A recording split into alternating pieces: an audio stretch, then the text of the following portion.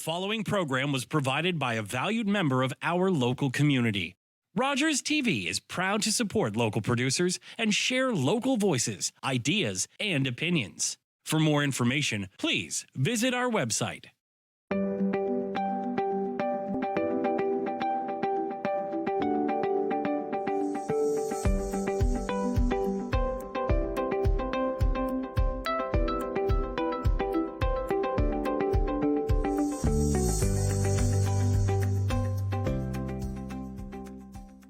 Welcome everyone to the Ontario Caregiver Organization's webinar series.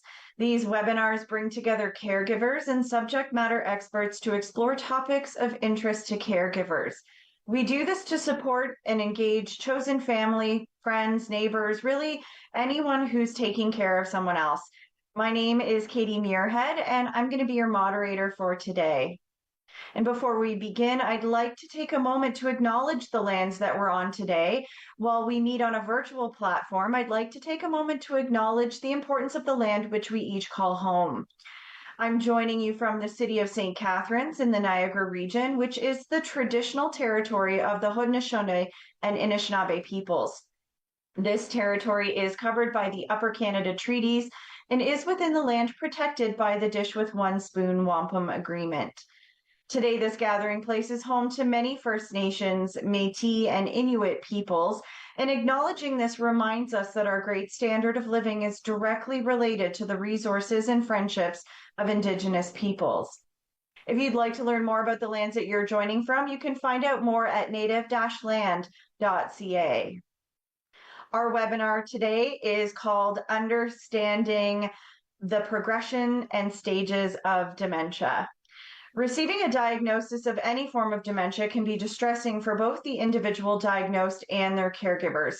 The Alzheimer's Society of Ontario is returning to OCO to discuss the progression and stages of the disease. And today we're going to talk more about the meaning of progression, the effects of these changes on both the person with the diagnosis and their caregivers, and give you some tips for managing the evolving dynamics of the relationship between the caregivers and the person living with the diagnosis. Joining us today to speak more about this is Robin Smart from the Alzheimer's Society of Waterloo, Wellington. Robin has been the public education coordinator with the Alzheimer's Society for almost 20 years. Her past experience in long-term care in various roles rounds out her expertise supporting older adults and persons with a range of diagnoses and disabilities. So I'm so happy to welcome back Robin, and I'm going to get you to turn on your video and your audio, and I'll turn it over to you. Well, thank you. Thank you very much, Katie. And thank you to everybody who came today. Sincere appreciation from us to you that you made time to be here. We are going to be talking about the progression, understanding, and the progression of the stages of dementia. And what we're trying to do today is unravel the complicated topic of how dementia progresses. So in this session, we're going to explore what progression means in the context of dementia, the impact that those changes have on all involved, and consider how to support the changing relationship. And we're going to use the metaphor of going through the woods as we look at the progression of dementia. The images of a forest that you're going to see indicate a journey. Since living with dementia is like being on a journey, and usually one does not have a clear path or wayfinding signs in the forest. Now, if possible, I'm going to invite you to have a pen or a pencil and a paper to hand, because we're going to ask you to do a little bit of writing later on. So if you have a pencil and paper handy, we'll reflect later and ask you to jot a note. Also, we're going to be sharing resources with you. Katie alluded to this in her introduction earlier. We have QR codes, we have links, and the resources will be sent to you. But if you have a cell phone handy, you can, of course, scan. You can just pick up and scan the QR code if you don't want to wait for those resources to come to you later. So there are many terms that can describe your role if you are here as somebody caring for or about somebody who has dementia.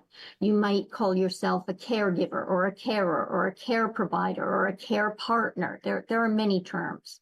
You may be a spouse. You may be an adult child. You may be a brother, a sister, a parent, a neighbor, a friend, a cousin, even a coworker.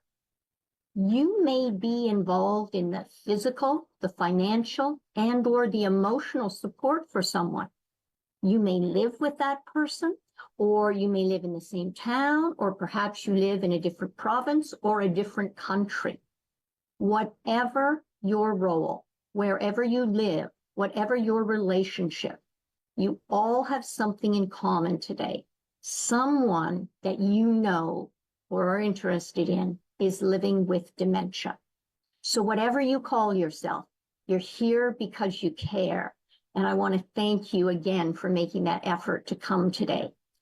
Now, as we talk, just for consistency's sake, we're going to use the term care partner.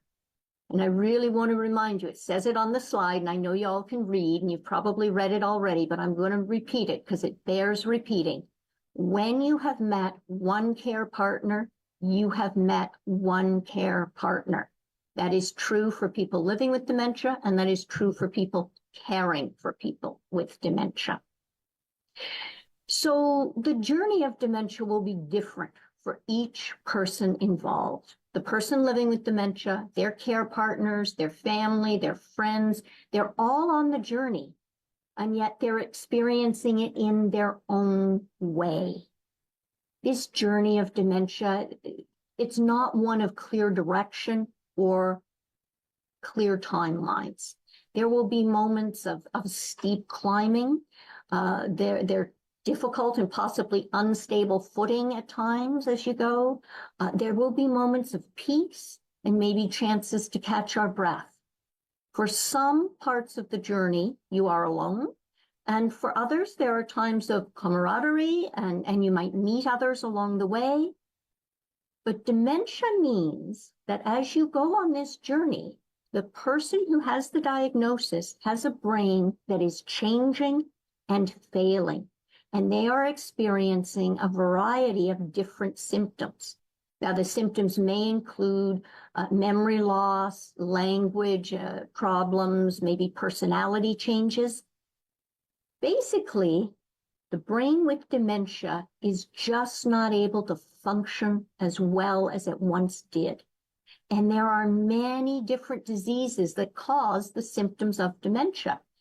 All of these diseases, even though they're different, they are progressive and they move the person forward on the journey. And there is a need for that person to take others with them. So let's take a moment. This is where if you had that pen or paper, or maybe you make notes on your phone, however you do it. If you have a pen or paper, you have your phone, we want you to take a moment and write about how you're feeling about your journey. So just pick a word or a tiny phrase and describe how you're feeling about your journey so far. I'm going to refer to it later in the presentation. I'll just give you a second or two.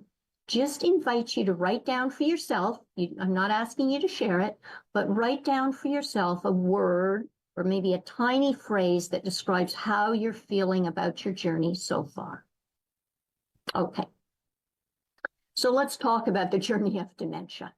Sometimes as care partners, we connect and we share about the experiences we're having on this journey with other care partners. And if we compare our situation with others, it can be possible to wonder why some changes are or are not happening on our journey. Within families, there may be tensions as each care partner from the family has their own perspective on how to support the person best who has the diagnosis. And friends may or may not join you on this journey. They may leave you to manage the journey on your own. So why is the journey so individual for each person? Well, there are many, many influences on the journey, and I'm going to list some of them for you here. First, we need to consider the type of dementia. For example, a person with Alzheimer's type dementia will have different needs than that of a person with frontotemporal dementia.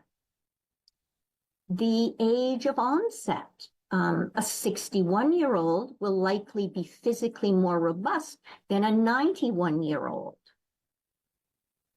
Other illnesses. Maybe they require medication management, or they cause increased frailty, or maybe they have an impact on how the dementia progresses. Support networks. The journey of dementia will mean the person will need others to support them. And some folks have more people to call upon. They have others, many more others in their network. Consider living arrangements. If on their own, the symptoms may not be noticed, they may possibly leave the person living with more risk. Maybe their self-care is compromised. There are financial realities that can impact the options that a person has for supports. For example, if they can't drive anymore, can they afford to use taxis and go about and out in the community? And of course, we cannot forget culture and social history. That also impinges on chances for connection, for familiarity with the situation and how to get help. And all these factors, they just mix together and they influence the person's journey. So let's look, at least initially, let's start by looking at how we formally measure the journey. So there are different measuring tools that that various people use when describing how far along an individual may be on the journey of dementia. In 1982, the Global Deterioration Scale became a standard language in healthcare, and it measures 7 different stages on the journey using numbers for each stage. So usually clinicians and medical personnel use the number system.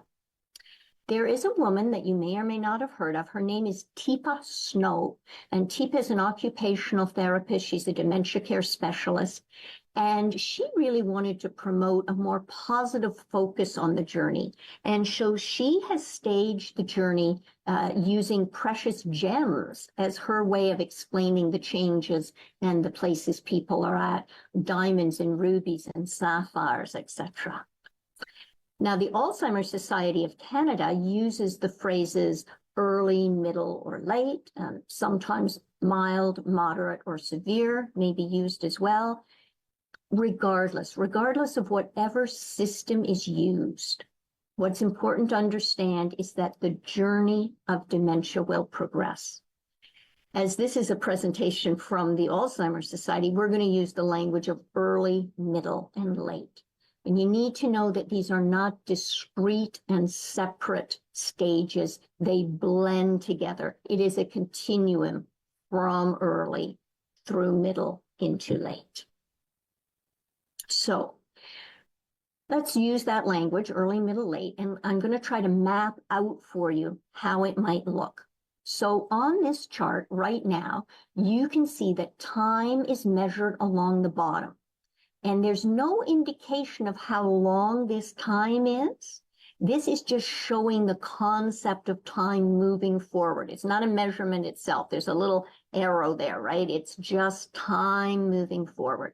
And along the left, you can see the stages, the early, middle, late. And it's important to understand that each stage is just a window of measurement. This window is not a specific numerical value. Each stage, as I said, will blend into the next. It's just the progression of dementia. Now, at each stage, there is a mixture of 4 measurements: cognitive, physical, functional, and social. As a person progresses, each stage will be a unique blend for that person, meaning that 2 people in the early stage may present entirely different from each other. One may be still physically well and yet cognitively changing.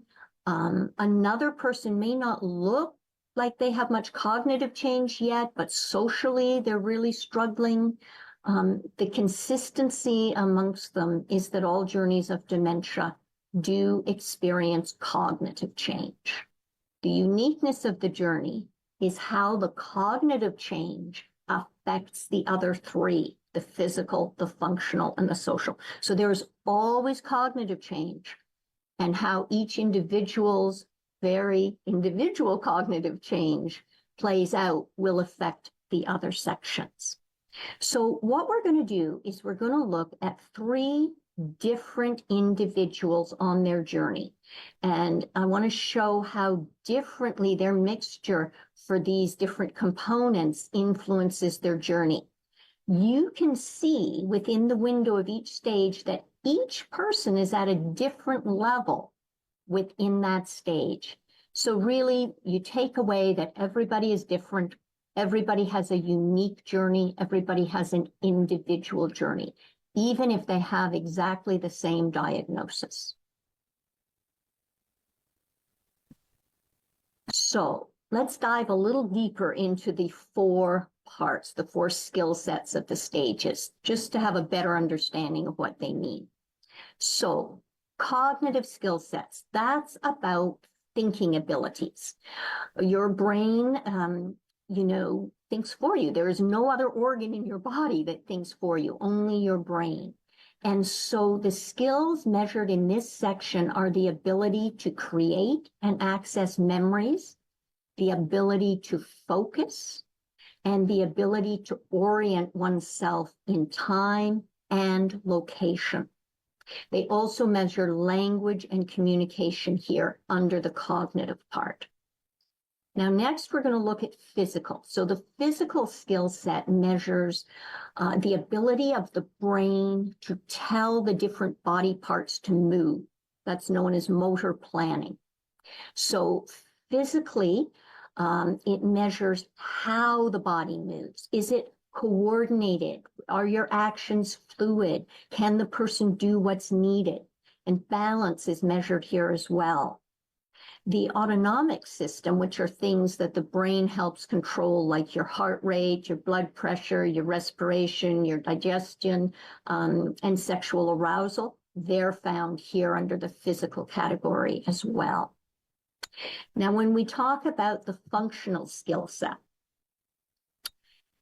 we're talking about activities of daily living and instrumental activities of daily living. And those are often shortened to be ADLs and IADLs. So an IADL, an instrumental activity of daily living, is usually affected first by the cognitive changes of dementia. And these are the skills that are needed to do tasks that involve instruments. Tasks like driving, cooking, managing finances, medications, using the phone, maintaining a home, using transportation. The ADLs, or the activities of daily living, they include the things needed to take care of your body: eating, dressing, hygiene, continence, toileting, things like that. And then last but not least, you come to the social measurements, and they look at changes in a person's life pattern, their hobbies, their interests, their social connections, and their overall mood. So we know that dementia is unique for each person, and we know how they measure the journey. We're talking early, middle, late here. For the next part of the presentation, what I'm going to do is I'm going to share a few stories with you of how each of these elements, the cognitive, physical, functional, and social, how they may look in each stage of dementia. And as we go through these stories, you feel free, if you have that pen and paper, to make note of which stories might feel familiar to you or seem similar to your experience. So let's start here. We're going to look at cognitive changes in the early stage with Mary. Mary returned home from the hairdresser's to a phone call that she'd left her wallet at the salon. She told them she'd pick it up later and continued watching TV. That evening, when out for dinner with friends, Mary panicked when she couldn't find her wallet. So let's move to Mary in the middle stage. Mary repeatedly shares the same stories of years ago with family. She likes going to the same restaurant where she asks for the same thing each time, and Mary's daughter now takes care of the finances. Moving to late stage. As Mary's journey progresses, she has fewer words. She likes the day program where she successfully participates in activities designed for her situation. When at home, Mary enjoys rummaging in the kitchen, moving items from one spot to another. Okay, let's look at somebody else. Let's look here at Manlu's story. So we're in the early stage, and Manlu still goes on her daily walks, albeit a little slower than in the past. She stays off the trails with roots and rocks sticking to the clear path so she doesn't have another fall like happened to her in the summer. In the middle stage, Manlu is unsteady when walking, so someone is with her if she goes for a walk. Her husband has removed all the scatter mats in the home to help reduce the risk of tripping. And Manlu sleeps quite a bit during the day, and she may be awake a few times overnight. Now Manlu has physically progressed to the late stage. She shuffles when she walks, and her daughter helps provide full care for her. PSWs, that's personal support workers, come into Manlu's home 3 times a week to help with bathing. Manlu is on the wait list for a room in long-term care. I'm just going to very briefly take you through this again. Well, I just want to remind you the IADLs are the skills needed to do the tasks that involve things, and the ADLs, those are the skills needed to take care of oneself. Okay, so let's meet Bob. Here's a story about Bob and functional changes. Now, in the early stage, Bob still has the ability and the license to drive. His wife gets frustrated because she feels he drives too slowly now. His wife is discouraged by how well Bob can look with friends, and yet he needs help with tasks around the house. In the middle stage, functionally, Bob's story has changed. He's quite independent for ADLs, whereas his IADLs, they need support. Bob and his wife can still go to the monthly theater group matinee. Before they leave, Bob makes peanut butter sandwiches for lunch. His wife arranges for their tickets, does the driving, calls their friends ahead of time, and sorts out the meeting points. Time passes, and Bob functionally has progressed to late stage. He can no longer perform his IADLs and needs support with his ADLs. So now he lives in long-term care. His care needs, such as feeding and hygiene, they're met by the staff. What that does mean is that Bob's grandson can spend time outside with him when the weather's nice, instead of focusing on helping his grandmother with physical care. So the social changes experience, we're going to introduce you to somebody else now. This is Kapil. And Kapil is noticing maybe social changes. And I think what we want to pay attention to as I bring this story to you is how subtle and how undervalued by others the social changes can be. So Kapil hasn't done any wood carving at home for quite a while now, something he enjoyed all his life. When he does go to the senior center, he enjoys being with the woodcarvers group and listening to their jokes.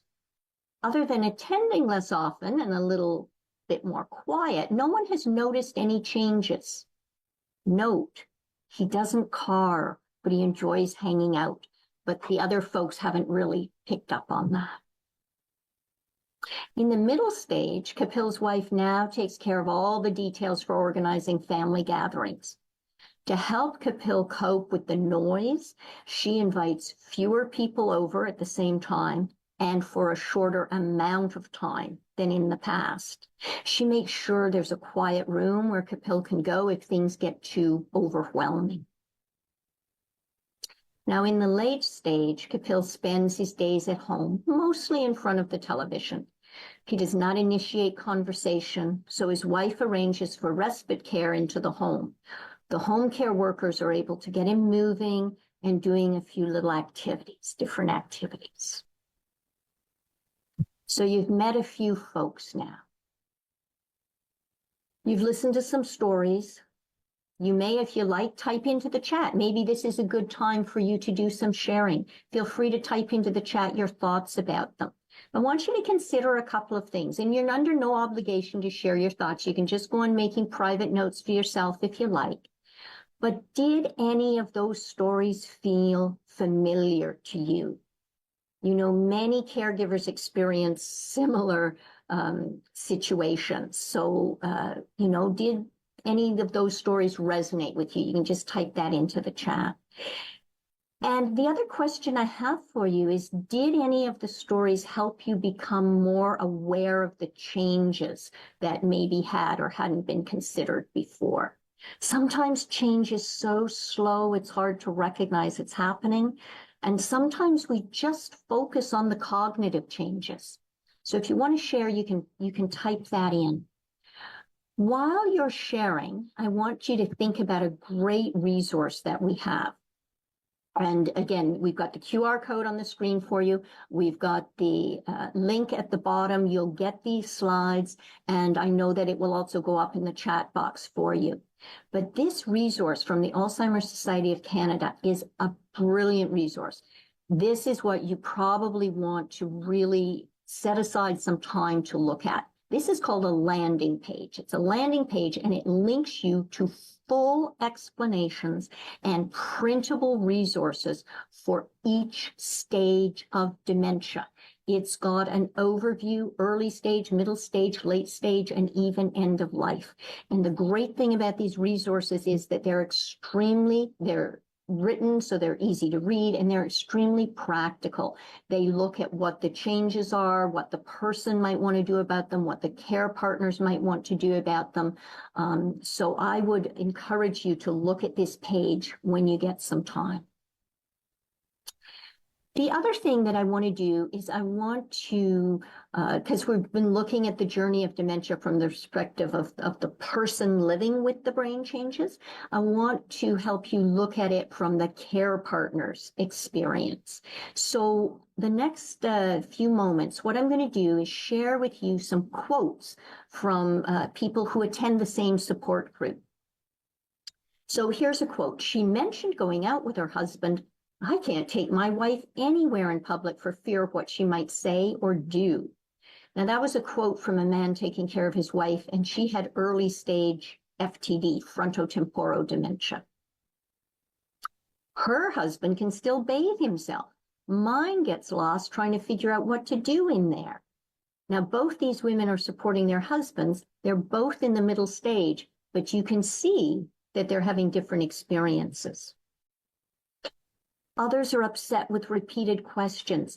I wish I could have any kind of conversation at home. It's so quiet. And that's a quote from a daughter who's taking care of her mother with late-stage dementia. And it really, I think, shows very clearly how different each experience is in each stage of the journey. So with the nature of dementia, its journey of progressive changes, it means that relationships change. Those relationships with everybody in somebody's life end up changing. And so your relationship is on a journey just as much as the person who has a diagnosis is on a journey. Now, in the early stage, when change might be quite subtle or infrequent, care partners may be left uncertain if what they feel is happening is truly happening. You may notice small arguments or friction points, and those might increase in frequency as the two of you problem solve for some of the changes that are happening. Now, as time moves on, you as a care partner, you're now aware that you do have to help the person living with dementia more and in more different ways.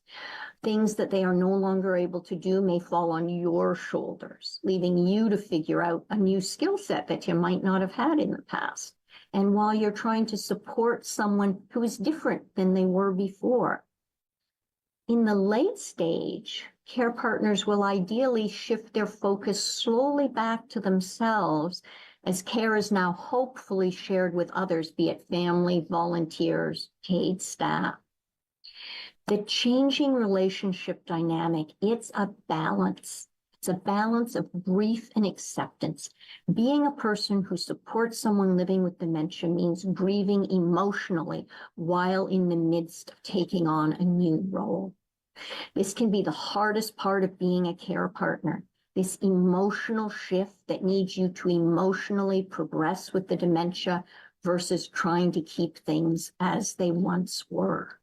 And I just want to acknowledge that ain't easy. That is so hard, so difficult.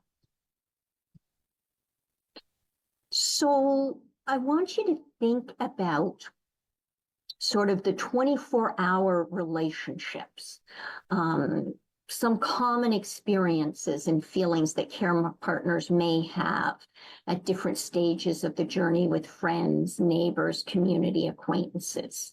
So quite often in the early stage, care partners might find themselves offering small explanations to others in the moment when something happens. The anxiety of preparing for possible embarrassment during this stage, it might be subtle, but it's often there. In the middle stage, care partners' social and family life will be affected. This is where social isolation can take hold if care partners are unable to connect with others, and they are increasingly bearing the full responsibility for caring for the person living with dementia. In the late stage, care partners' lives may be completely orbiting around the person living with dementia because they need 24-hour care. And this could be for years. Now, by this stage, in the late stage, if you've been giving 24-hour care for years on years, sometimes friendships and social contacts have been left behind just because of that increased demand for care. If the person living with dementia has moved into a long-term care home, the care partner may be left struggling to navigate a new relationship dynamic now that the care is provided by the staff. And all of these changes and shifts in relationship, they are hard. Care partners have a lot to take care of and quite often focus so much of their energy into the care of the person living with dementia that their own health or emotional needs may seem a lesser priority. The nature of dementia may mean feelings could include being unappreciated, being overworked, being overwhelmed, or even to sometimes feeling a deeper connection with the person whom they're supporting. Now, earlier, I asked you to write down how you're feeling about your journey so far. And if you're comfortable at this point, maybe you want to put that in the chat. You might want to share that in the chat. Now, as things go into the chat, and they're popping up on your screen and you're reading them as they go into the chat, when you see all those notes coming up on the chat screen, do your feelings make sense? Do you see that there's a commonality maybe between your feelings and the other care people's feelings? Okay. So understanding that the relationship is changing and it's going to continue to change means that care partners need some tools for support. And these tools may not be intuitive for everyone, and they're not meant to be another task. Oh, something else I have to do. No, quite the opposite, in fact. When these tools are used in moderation or consistently, it's been demonstrated that stress is reduced for care partners and the focus on the relationship is valued. So a shift in focus from exclusively taking care of the physical and medical needs of the person towards focusing on the relationship, that is significant. Dr. Tiffany Chow, she was the behavioral neurologist and senior scientist at Baycrest Hospital in Toronto, in 2013 wrote a book. And in this book she wrote, and I'm going to read you a quote here, "Each family member or close friend has a different timetable for making the transition from fighting the disease to accepting that life has changed and will continue to change in ways that cannot be anticipated. I view that shift from railing against a mystery disease to managing an irreversible dementia as a dance of negotiation." She's really recognizing the dance towards focusing on the relationship. So one tool that can help with that shift is learning about how to connect and lessen the number of corrections that we may find ourselves doing throughout the day. How we communicate with the person whose brain is changing is key. Adapting how we speak and what words we use, those are powerful tools for care partners. So powerful, in fact, that communication can be seen as a medication for dementia support. Another tool for support is one of reflection and acknowledgement. Grief in dementia care may be quite the experience, and sometimes it's a very quiet experience, very individual, very private. You know, as I mentioned earlier, the journey of dementia is unique and it's going to move ahead on its own time schedule, which means grief can slowly and quietly weaken our emotional strength. You may have heard the term ambiguous loss. That means the person is both here and not here at the same time. Knowing and recognizing that grief is with you on this journey can be a step towards not only better supporting the person living with dementia, but also helping to make you, the care partner, stronger. And the Alzheimer's Society has resources and supports available, and I'm going to share that with you, and specifically the one on ambiguous loss in just a moment. So for care partners, one way to continue to connect with people who live with dementia is through activities. These moments of doing a thing, whatever it is, a thing together, that's where relationship can be the focus. Activities include everything from adapting day-to-day tasks to more structured moments. Care partners taking time to consciously do something pleasant together with the person living with dementia will help the relationship. And complementing activities, it's okay for care partners to give opportunities of peace and rest and relaxation for the person living with dementia. For people with changing brains, there may be a lot of internal stress experienced as they're constantly trying to understand what is happening, what they should do next, how they should do that. Having a care partner say, "It's okay, let's just pause for a moment," that may be what the person needs. And for all of us, we find comfort in connecting with others about common fond memories. The same holds true for people living with dementia. Trying to explain that this is the 3rd or 7th or 20th time that a story has been told to you, that's usually not particularly helpful. Trying to move the dynamic towards just appreciating that someone is trying to share with you might be more helpful.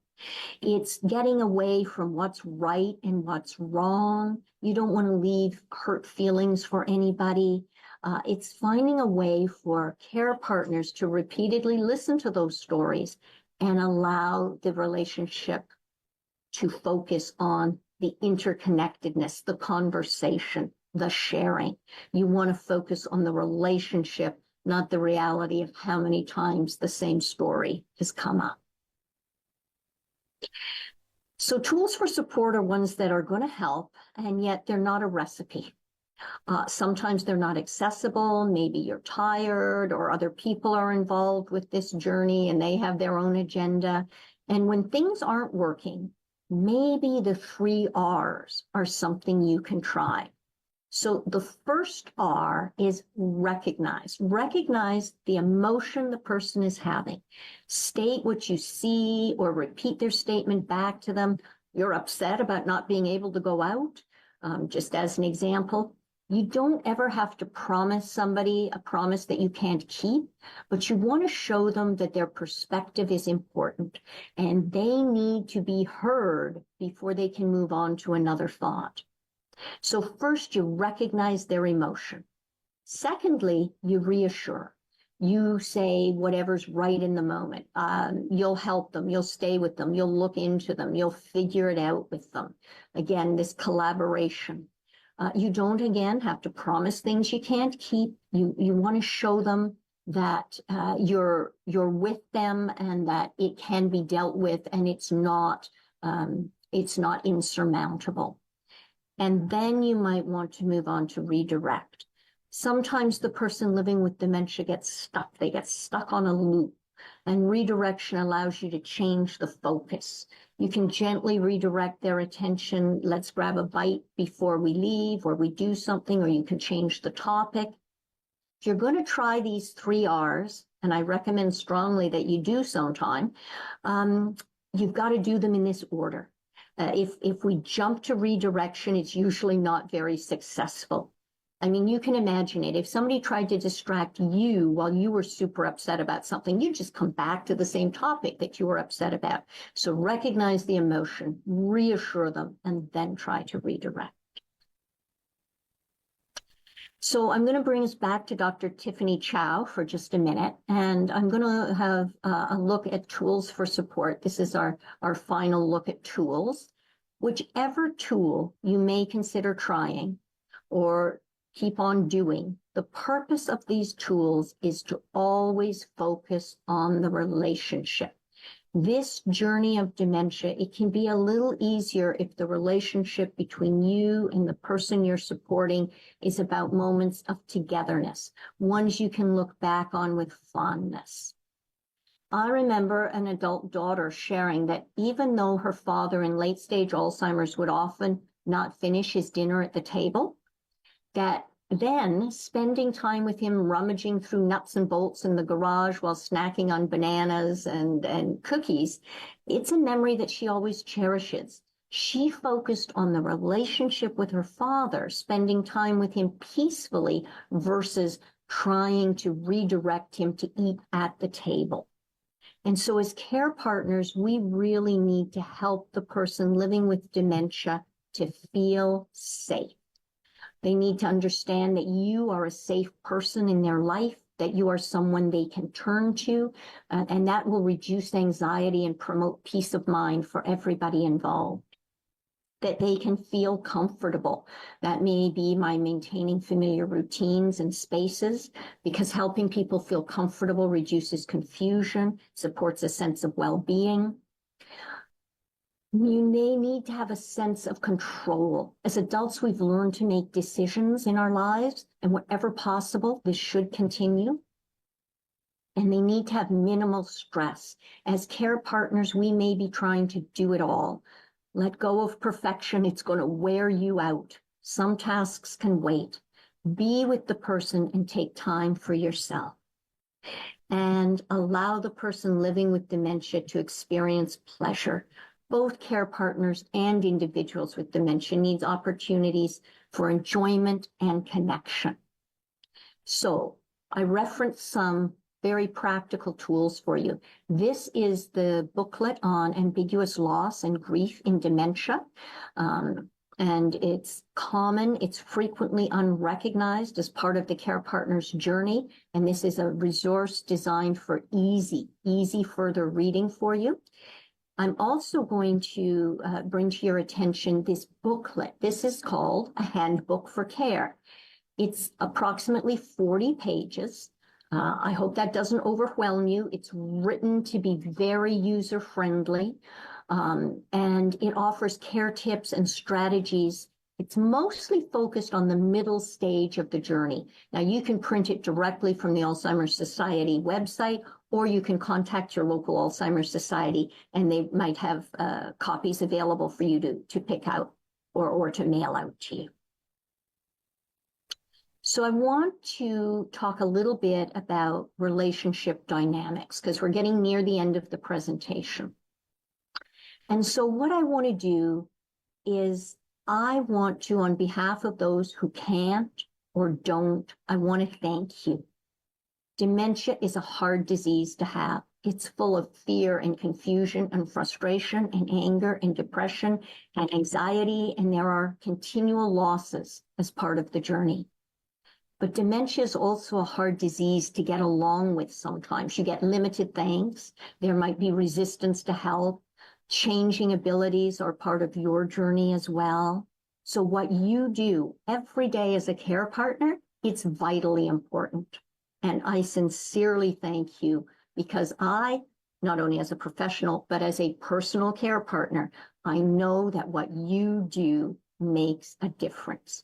You can be the key to a journey of dementia that remembers that it's all about relationships. Thank you. So what did we go over today? We used the progression of dementia. We sort of used the metaphor of being in a forest. We looked at how it changed for all people involved. We looked at how to support the changing relationship. If you are not already in connection with your local Alzheimer's Society, I really encourage you to reach out. Every Alzheimer's Society is here to help. Services are offered at no charge. You do not need specialty referrals. All you need to do is to reach out. We have First Link services. We can provide support by telephone, virtually, in person, through support groups. We offer education sessions like this one. We offer a wide variety of topics to meet your needs wherever you are, whatever stage, whatever part of the journey. We can give you information so you can learn more about dementia and caregiving and coping strategies. We can connect you to services in the community. And I really want to give a shout out to the Ontario Caregiver Organization. They too are a wealth of knowledge and support. If you need dementia specific information, please reach out to the Alzheimer's Society for any type of dementia. And if you need help on the caregiving journey, the OCO is here to help you. So what I'm going to do is I'm going to stop the share now, and I'm going to return this back to our moderator of the day. Thanks, Katie. Thank you, Robin. That was wonderful. We've had so many positive comments coming through the chat box, which I'm sure you've not been able to look at because you've been so busy sharing this great information. We do have a few minutes for questions, and there was a couple of things that came through that I thought might help.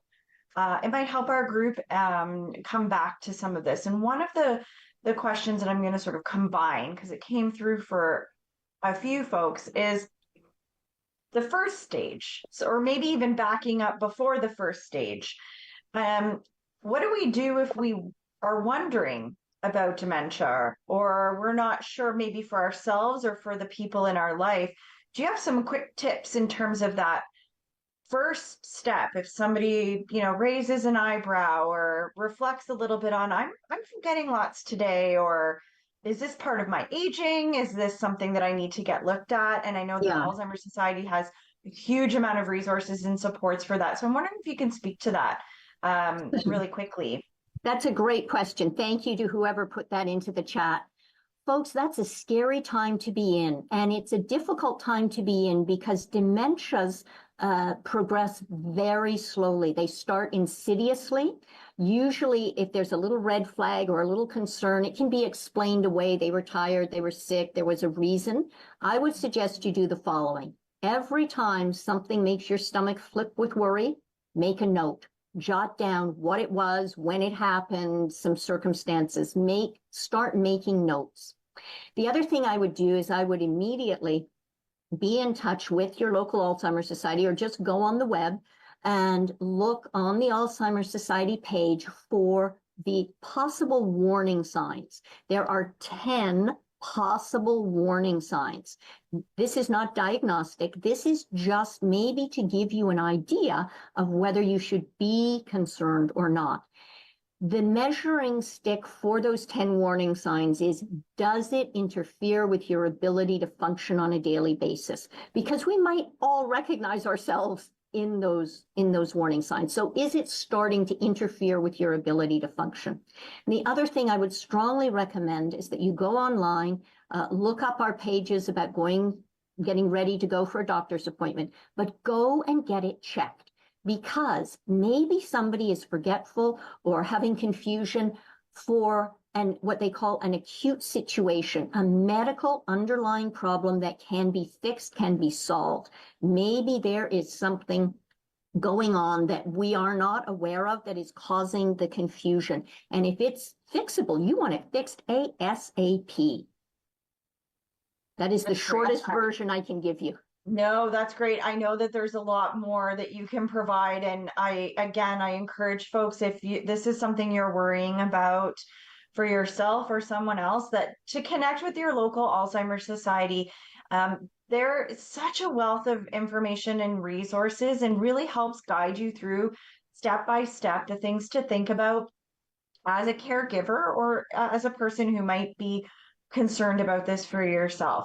So that's our first plug whenever we encounter folks in the community who are asking about dementia or dementia related concerns, is to go to your local Alzheimer's Society and get connected with the resources and some staff there. So thank you. That's really, really helpful. I think sometimes people think, oh, I need to immediately get an assessment. I need to book with my family doctor and talk to a gerontologist and do all these really advanced sort of steps. But it sounds like there's some preliminary pieces that folks can consider as well. And I really do like that tip around documenting, keeping track of some things. We did have another.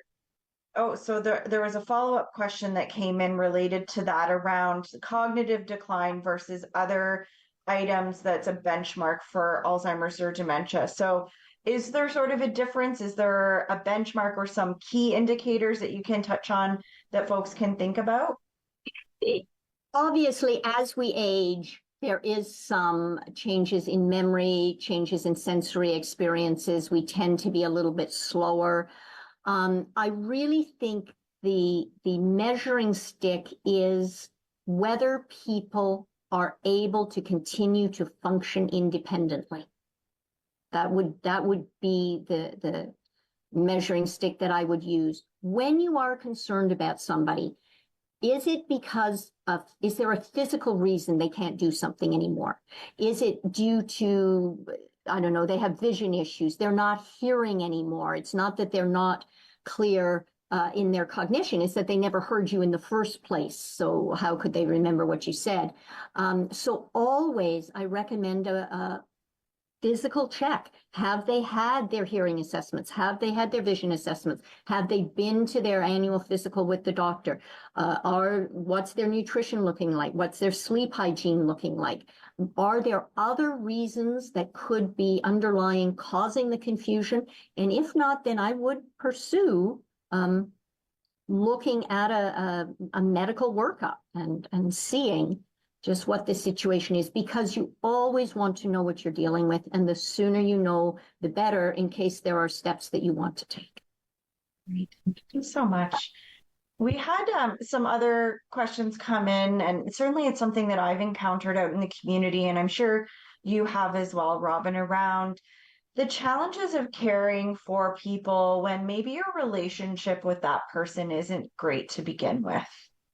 And you touched on this a little bit in terms of those relationship dynamics. And I think sometimes it can look and feel a little bit different when you're supporting somebody with cognitive change like dementia, where you might see responsive behaviors or things that they do that you don't understand, or they say things to you. And I don't know if you have any additional tips or strategies for folks who might be feeling really frustrated or maybe burnt out because they're providing care to someone that maybe they don't have the best relationship with.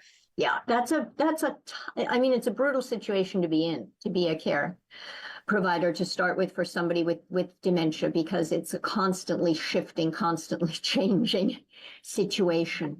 And I really want to recognize the people who have not had maybe the best relationship and are stepping up and doing what they can and what they need to do. These are circumstances where I would strongly recommend that you get in touch with the Alzheimer's Society, that you have one-to-one counseling, information counseling and sessions with the social workers, with their support team, because I think each person, we mentioned earlier how individual everybody's journey is, and I think the individuality is emphasized in these particular circumstances where the background might be different and might be impinging on how things are playing out. And I think this is where you really need a one-to-one discussion for your particular situation. I cannot take a paintbrush and make a suggestion that would cover all the backgrounds and situations. Yeah, it is really unique to the individual and their relationship dynamics. And it's important that people know that the Alzheimer's Society has programs and services for the person with dementia, but so many programs, services, and resources for the care partners or caregivers as well. So I'm glad that you mentioned the social work piece, because it is there for you as a resource that is dementia specific. And the Alzheimer's Society has a great understanding of the challenges that caregivers face every day. So I can't say it enough. Connect with your local Alzheimer's Society to get some of that support.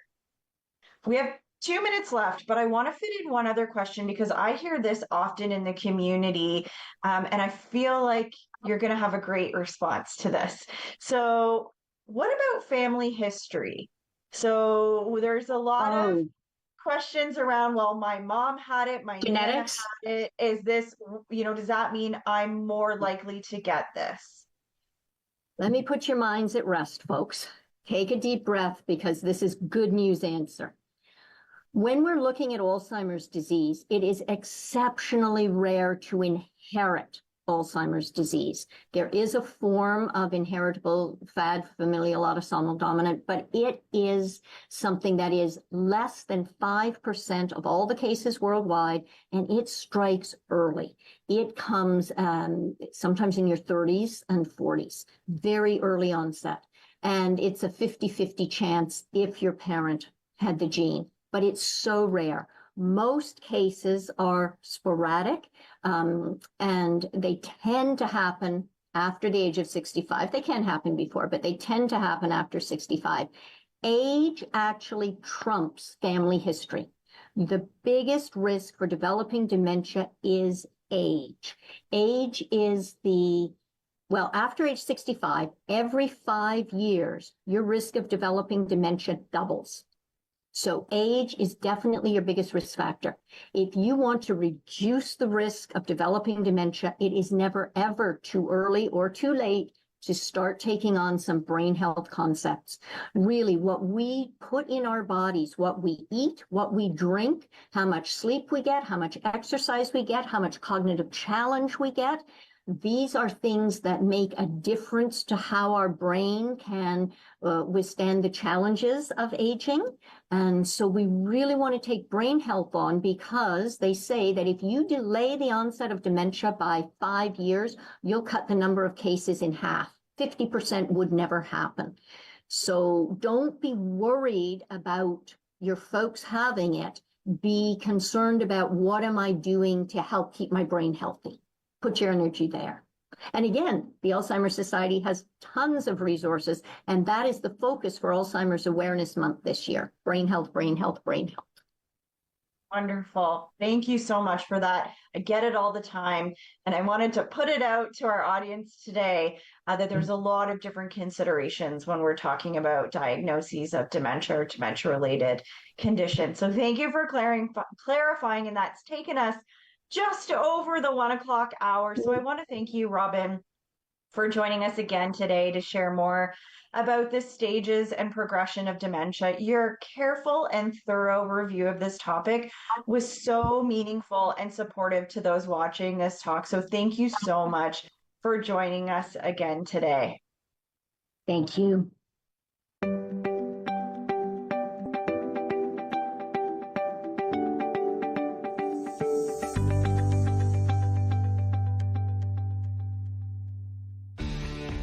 Connect